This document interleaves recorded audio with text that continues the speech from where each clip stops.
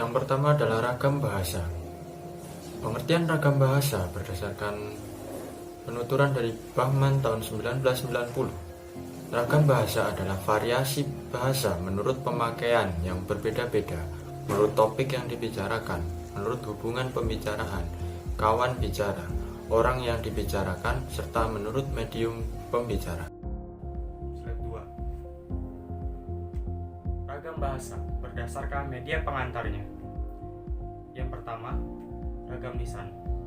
Ragam lisan adalah bahasa yang diujarkan oleh pemakai bahasa. Kita dapat menemukan ragam lisan yang standar, misalnya pada saat orang berpidato maupun memberi sambutan. 3. Ragam tulis. Ragam tulis adalah bahasa yang ditulis atau yang dicetak. Ragam tulis pun dapat berupa ragam tulis yang standar maupun non-standar. Ragam bahasa berdasarkan situasi dan pemakaian. Dalam penggunaan ragam bahasa baku tulis, makna kalimat yang diungkapkannya tidak ditunjang oleh situasi pemakaian. Sedangkan ragam bahasa baku lisan, makna kalimat yang diungkapkannya ditunjang oleh situasi pemakaian, sehingga kemungkinan besar terjadi pelepasan unsur kalimat. Contoh dari ragam bahasa lisan dan ragam bahasa tertulis berdasarkan situasi dan pemakaiannya, bentuk kata, tata bahasa, struktur kata, dan kosakata.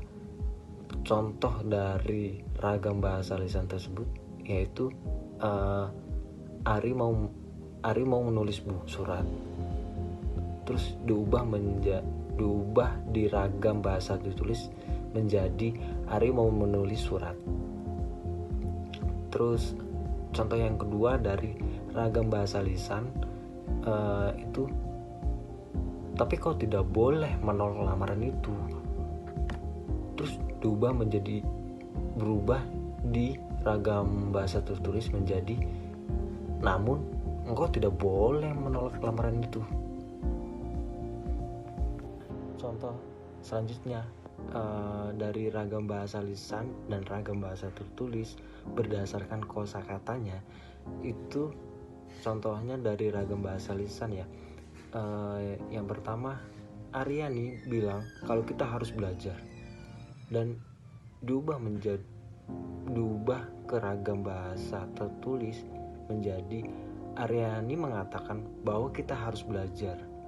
Nah, contoh yang kedua dari ragam bahasa lisan, kita harus bikin karya tulis. Nah, diubah ke ragam bahasa tulis menjadi kita harus membuat karya tulis. Pengertian laras.